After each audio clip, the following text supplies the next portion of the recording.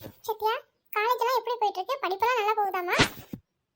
சித்தி, நீங்க எதையோ என்கிட்ட கேட்கணும்னு நினைக்கிறீங்க, அதை நேரடியாவே கேளுங்க, சுத்தி வளைச்செல்லாம் பேச வேண்டாம். ஏட்டு சத்யா இப்படி கோவமா பேசுற? உங்ககிட்ட நான் எப்படி என்னத்த கேட்க போறேன் சொல்லு? இல்ல சித்தி, அம்மா ஏதோ கேட்க சொல்லி தான் நீங்க கேக்குறீங்க, இல்லன்னா இப்படி எல்லாம் நீங்க என்கிட்ட பேச மாட்டீங்க. ஏட்டி, என்ன இப்படி சொல்லிட்டு இருக்க? சிவியும் சோபியும் எப்படியோ அப்படிதான் சத்யா தோணி எனக்கு. நான் 4 பேரையும் ஒன்னா தான் பாக்குறேன். சித்தி, நீங்க எப்பவுமே இந்த 4 பேரையும் ஒன்னா தான் சித்தி பாக்குறீங்க. ஆனா அம்மா ஏதோ கேட்க சொல்லிட்டு நீங்க இப்ப வந்திருக்கீங்க. சரி டி, நான் நேர விஷயத்துக்கே வரேன். எப்பவுமே நீ ரூம்ல தனியாவே இருந்துக்கிறியாமே, எதையோ பறி கொடுத்த மாதிரி சோர்ந்து போயே இருக்கிறீங்க. உன்னை நினைச்சு அக்கா ரொம்ப கவலைப்படுறாட்டி. இன்னும் உங்க அப்பாவுக்கு தெரியாது, உங்க அப்பாவுக்கு தெரிஞ்சா அவர் எவ்வளவு வருத்தப்படுவாரு. சித்தி, உங்க கவலைப்படுற அளவுக்கு நான் என்ன சித்தி தப்பு பண்ணேன்?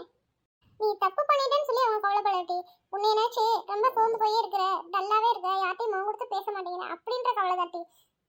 அக்கா மாமாவும் பிள்ளைங்க தான் உசுரு, பிள்ளைங்க தான் உலகம்னு வாழ்ந்துட்டு இருக்காங்க டி.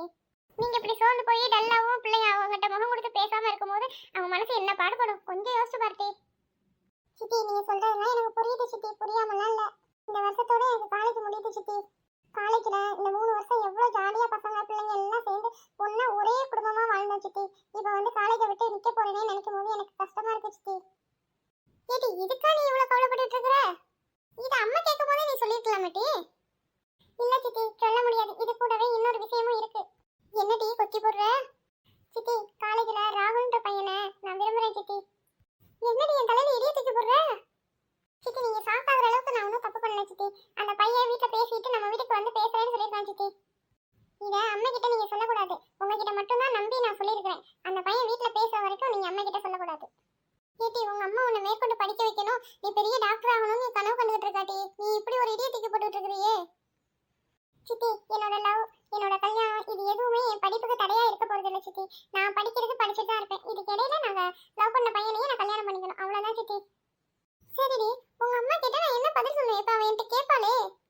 அம்மா கேட்டா காலேஜ்ல இருந்து இந்த 3வது வருஷம் முடிய போகுது, அதை குறிச்சு அவ கவலைப்பட்டு இருக்கான்னு மட்டும் சொல்லுங்க, வேற எதுவும் சொல்லாதீங்க. ஏட்டி, என்னடி இவ்வளவு சோகமா இருக்க? செல்வி, என்ன ஆச்சு? சத்யாட்ட பேசுனியா இல்லையா? அது வந்து அக்கா, நான் பேசிட்டேன்க்கா. அதுக்கே மூஞ்சி எப்படி வச்சுட்டு இருக்க?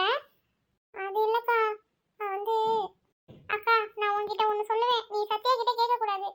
என்னடி பீடியெல்லாம் பழமா இருக்கு, என்ன சொல்ல போற? அக்கா, சத்யா ஒரு பையனை லவ் பண்றாக்கா. ஏட்டி, என்னடி சொல்ற? என் தலையில இவ்வளவு பெரிய இடியத்துக்கு இருக்கு ஏட்டி. ஐயோ, என்னால முடியலையே. அக்கா அக்கா, ஷாக் ஆகாதக்கா, கொஞ்ச நேரம் அமைதியா இரு, நான் சொல்றதை முழுசா கேட்டுக்கோ. இன்னும் என்னடி இருக்கு நீ சொல்றதுக்கு? ஐயோ அக்கா, நான் சத்யா கிட்ட வாக்கு கொடுத்துருக்கேன், உன்கிட்ட இதை பத்தி பேச மாட்டேன்னு சொல்லி. நீ இப்படி எல்லாம் செஞ்சு அவட்ட என்னை காட்டி கொடுத்தாதக்கா. ஏட்டி, இவ்வளவு பெரிய விஷயத்த என்கிட்ட சொல்லியிருக்க, இதை அவட்ட கேட்க கூடாது சொல்லு, என்கிட்ட பேச மாட்டேங்கிற, நீ வாக்கு கொடுத்தேன்னு சொல்ற. என்னடி நினைச்சிட்டு இருக்க நீனு? ஏக்கா, அவ ராகுல்ன்ற பையனை லவ் பண்றானா, அவன் ரொம்ப நல்ல பையன்க்கா. அவன் வீட்டு அட்ரஸ் எல்லாம் கூட என்கிட்ட சொல்லியிருக்கா. நான் விசாரிச்சுட்டு உனக்கு சொல்றேன், அதுக்கப்புறம் நீ என்ன ஏதுன்னு பேசிக்கலாம். அது வரைக்கும் இதை பத்தி அவட்ட கேட்காதக்கா. இப்ப அடுத்து அவளுக்கு செமஸ்டர் வருது, அவ படிக்கட்டும், அவட்ட இதை பத்தி பேசி அவளை டிஸ்டர்ப் பண்ணாத. ஏட்டி, முழு பொறுப்பையும் உன்கிட்ட தான் ஒப்படைச்சிருக்கேன், நீ தான் பார்த்து எதனால செய்யணும், சரியா? எனக்கு தெரிஞ்ச மாதிரி நான் காமிச்சுக்கல, இருந்தாலும் எனக்கு மனசு கேட்க மாட்டேங்குதுடி.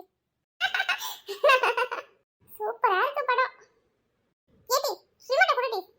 எங்க போனாலும் வந்து ரிமோட்டுக்கு சண்டை போடுவியாக்கா? தர முடியுமா முடியாதா? டேய், எதுக்குடா சண்டை போட்டுட்டு இருக்கீங்க ரெண்டு பேரும்? சோனியாக்கா, ரிமோட்டை கேட்டா எனக்கு புரிய மாட்டேங்கா, தர மாட்டாக்கா. டேய், அவ உன் தங்கச்சி தானே, ஏன்னா இப்ப பார்த்தாலும் புரிய மாட்டேனே சொல்லிட்டு இருக்க? அவ காமெடி தானே பார்த்துட்டு இருக்கா, நீயும் கூட சேர்ந்து பார்க்க வேண்டியதானே?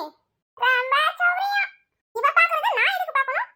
ஆனா ரிமோட் தர முடியாது. இப்போ எப்படி ரிமோட் வாங்குறேன்னு மட்டும் பாரு. என்னமோ செய்யுங்க.